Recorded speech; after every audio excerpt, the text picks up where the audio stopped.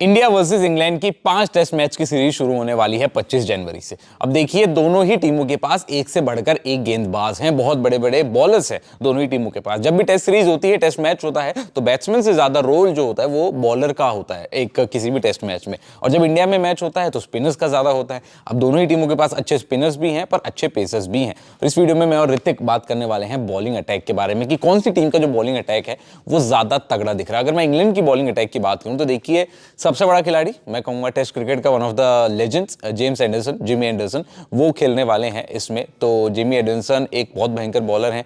Jack Leach एक बहुत भयंकर बॉलर हैं जो कि एक स्पिनर है। अब इंडियन जो पिचेस है स्पिनर्स के लिए मानी जाती है, इसलिए इंग्लैंड जो है वो जैक लीच को लेके आया। जैक लीच का अगर मैं आपको उनकी मैं स्टैट्स की भी बात करूं तो अब तक वो 34 टेस्ट मैच खेल चुके हैं जहां पे उन्होंने 124 विकेट्स ली हैं। 124 विकेट्स इन 34 टेस्ट मैच एक बहुत बड़ा नंबर होता है, बहुत बड़ा अमाउंट होता है। जेम्स एंडरसन की मैं बात करूं 183 टेस्ट मैच और 690 विकेट्स। इनके तो देखिए स्टैट्स की कोई मुकाबला कर ही नहीं सकता है, जेम्स एंडरसन की स्टैट्स की बात होती है। पर Hrithik, Jack Leach, James Anderson और मैं कहूंगा ओली रॉबिन्सन जो है छठे नंबर पे खेलते हैं। छठे नंबर के वो बेस्ट इन टेस्ट रैंकिंग्स में है, तो उनका छठे नंबर पे आता है ओली रॉबिन्सन। इन तीनों का ये जो तिगड़ी का बॉलिंग अटैक है बहुत भयंकर होने वाला है इंडियन बल्लेबाजों के लिए। ये जो दो आप पेसर्स की बात करें, जिमी एंडरसन हो गए और आप ओली रॉबिन्सन की बात करें, इसके अलावा आपको मार्क वुड भी दिखाई दे सकते हैं। तो ये जो 3 फास्ट बॉलर्स हो गए आपके, उसके बाद जैक लीच है। अब जैक लीच की अगर आपको मैं याद दिलाऊं, उन्होंने इंडिया में इतने ज्यादा फेमस नहीं है वो, बट इकलौते स्पिनर है जो इंग्लैंड के लिए कंसिस्टेंटली पिछले 4 सालों से खेल रहे हैं। और जो इंडिया में भी परफॉर्मेंसेज आई हैं, पिछले साल जब टूर किया था 2021 का जो टूर था, उसमें 18 विकेट लिए थे केवल 3 टेस्ट मैचेस में। तो उसमें दिखाता है कि उनके पास एबिलिटी है इतनी कि इंडियन कंडीशंस में बॉलिंग कैसे करनी है। उसके अलावा एक जो एक्स फैक्टर खिलाड़ी निकल के आएंगे, वो हम लोग बात भी कर रहे थे पहले, जो रियान अहमद है। रियान अहमद, आपने बिल्कुल सही कहा। रियान अहमद देखिए एक स्पिनर है, पर उससे पहले मैं जैक लीच पे दोबारा आऊंगा। जैक लीच जो है वो टेस्ट क्रिकेट स्पेशलिस्ट माने जाते हैं। जैसे इंडिया की बात होती है, जब युवराज सिंह और सुरेश रैना उस टाइम पे खेलते थे तो हम इनको T20 स्पेशलिस्ट कहते थे। वैसे ही जैक लीच इंग्लैंड के लिए एक टेस्ट क्रिकेट स्पेशलिस्ट है। उनके रिकॉर्ड्स भी यही कहते हैं, 34 मैचेस में 100+ उन्होंने विकेट्स लिए और बहुत अच्छी गेंदबाजी करते हैं। उनकी जो बॉल है काफी ज्यादा स्पिन होती है इंग्लैंड में। अब वो खेलने आ रहे हैं इंडिया में स्पिनिंग विकेट्स में। तो जो रवि अश्विन का जो एक तगड़ा ओपोनेंट लाए हैं इंग्लैंड, वो लाया है जैक लीच के रूप में। और ऐसा नहीं है कि नए खिलाड़ी हैं, पहले खेल रहे। काउंटी क्रिकेट बहुत खेला है इन्होंने, बहुत काउंटी क्रिकेट खेला है। ऐसा नहीं है कि इनको तभी के तभी मौका मिल गया था, इनका बहुत एक्सपीरियंस है। मैं अगर गलत नहीं हूं तो कम से कम भी ये 7 साल काउंटी क्रिकेट खेलने के बाद इन्हें 2018 में इंग्लैंड के लिए डेब्यू किया था। और बल्ले से भी रन बनाते हैं ये। ऐसा नहीं है कि मतलब परफेक्ट ऑलराउंडर भी नहीं है, पर गेंदे खेलनी इन्हें आती है। तो जैक लीच एक बहुत बढ़िया बॉलिंग ऑप्शन इंग्लैंड के लिए। मार्क वुड के बारे में, मार्क वुड देखिए, मार्क वुड ने अभी ज्यादा टेस्ट मैचेस इंडिया में खेले नहीं है। 2 टेस्ट मैचेस खेले थे, 5 विकेट लिए, उसमें एक 3 विकेट हॉल भी है उनका। उस टाइम पे बिल्कुल उस टाइम पे इंजर्ड थे, इसके से ज्यादा नहीं खेल पाया। बट उसके बाद जब प्रोग्रेशन हुआ, इतना आईपीएल में इतनी अच्छी परफॉर्मेंसेस निकल के आई हैं, T20 वर्ल्ड कप में कंसिस्टेंटली परफॉर्म किया है। एशेज में हमने देखा कि जो आप इंग्लैंड के लिए इतने अच्छे बॉलर निकल के आए, बैटिंग में भी आपको रन प्रोवाइड करते हैं। तो मेरे ख्याल में मार्क वुड तो आपको दिखने वाले, क्योंकि ये एक थोड़े डिफरेंट बॉलर आपको दिखाई देंगे। जो ओली रॉबिन्सन है और जिमी एंडरसन है, इनकी पेस थोड़ी कम है, तो ये सिमिलर टाइप के बॉलर्स हैं। इनमें से आपको शफलिंग होती हुई दिखाई देगी 5 टेस्ट मैचेस में। बट जो मार्क वुड हैं, जो प्योर पेस वो आपको देते हैं, वो बुमराह के जो एक अच्छे रिप्लेसमेंट है, या जो बुमराह करेंगे इंडिया के लिए, वो मार्क वुड इंग्लैंड की तरफ से जरूर आपको करके दिखा सकते हैं। 156 की स्पीड पे इन्होंने आईपीएल 2023 में गेंद डाली थी इंडियन पिचेस पे और T20 फॉर्मेट में। ये टेस्ट फॉर्मेट है, लाल बॉल जो होती है वो ज्यादा पेस से जाती है, हम सभी को ये अच्छी तरीके से पता हो।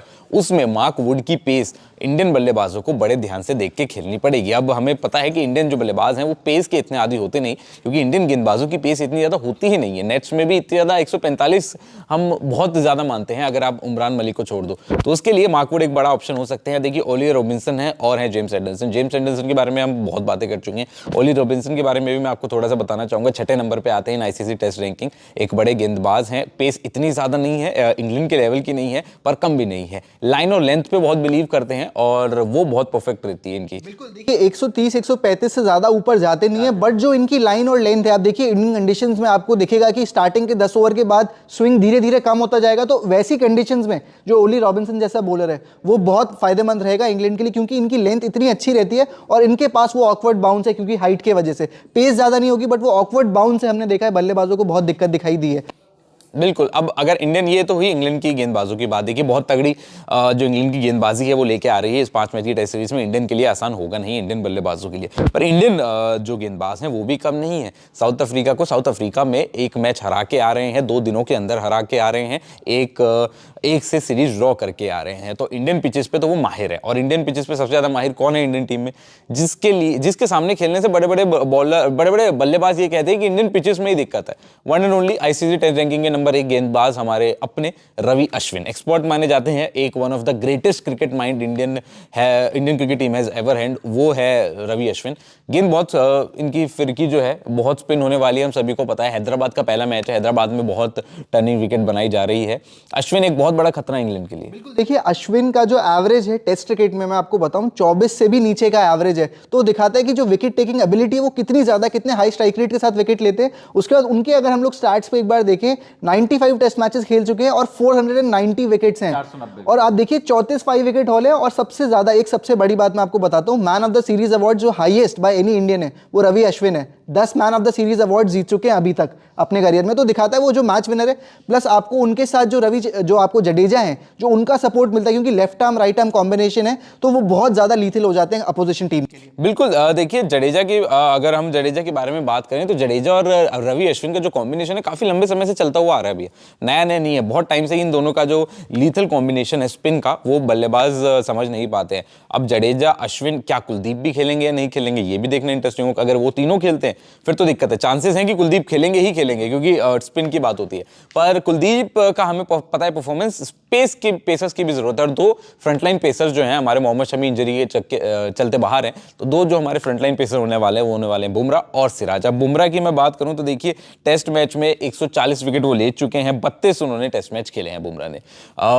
काफी मैं कहूंगा एक्सपीरियंस प्लेयर है बुमराह, जसप्रीत बुमराह। टेस्ट की अगर मैं बात करूं तो, और इंडिया के लिए इनसे अच्छा गेंदबाज है नहीं, दुनिया में भी बहुत कम ही ऐसे गेंदबाज हैं जो जसप्रीत बुमराह के स्तर तक पहुंच पाए हैं। अब जसप्रीत बुमराह क्या करते हैं देखना इंटरेस्टिंग होगा। इंडियन पिचेस पे इनसे भयंकर कोई है नहीं, पर टर्निंग विकेट्स होगी तो जो स्टार्टिंग के 10 ओवर हैं इंग्लैंड के लिए, वो जसप्रीत बुमराह और जो सिराज का कहर ढालने जो सहना पाएगा उन्हें, परफेक्ट वर्ड नहीं निकल रहे जब मैं सिराज और बुमराह की बात कर रहा हूं, पर बहुत मुश्किल होने वाली है। बिल्कुल, देखिए सिराज और बुमराह की जो कॉम्बिनेशन है वो पिछले हमने 1 साल में देखा है बहुत इंप्रूव हुई है। वो ओडीआई क्रिकेट में भी बहुत बढ़ी, और टेस्ट क्रिकेट में भी हमने साउथ अफ्रीका में देखा जो परफॉर्मेंस करके दी, 2 दिन में टेस्ट मैचेस खत्म करे। एंड उसी के चलते अभी जो इंडिया की कंडीशंस भी हैं, हैदराबाद में मोहम्मद सिराज को बहुत एक्सपीरियंस है, हैदराबाद की विकेट कैसे खेलती है, वहां पे क्या लेंथ रखनी है आपको, एंड उसी के चलते, और बुमराह जो दूसरे बॉलर है उनको मुझे लगता नहीं ज्यादा फर्क पड़ता है कि कंडीशंस क्या है, विकेट कैसा है। जो उनकी अप्रोच है, उनके पास जो एबिलिटीज है, मेरे ख्याल में वो काफी बेहतर है बाकी किसी बॉलर से। तो दोनों का जो कॉम्बिनेशन है वो बहुत बेहतर रहने वाला है इंडिया के लिए, और हो सकता है आपको 3 स्पिनर खेलते हुए जरूर दिखाई दे। तो देखिए लेकर जो का यही है कि भैया बॉलिंग अटैक दोनों ही टीमों का बहुत तगड़ा है, बल्लेबाजों के लिए इतना आसान होने नहीं वाला है रन बनाने के लिए। हालांकि इंडियन जो पिचेस हैं वो बल्लेबाजों को थोड़ा फेवर करती हैं ज्यादा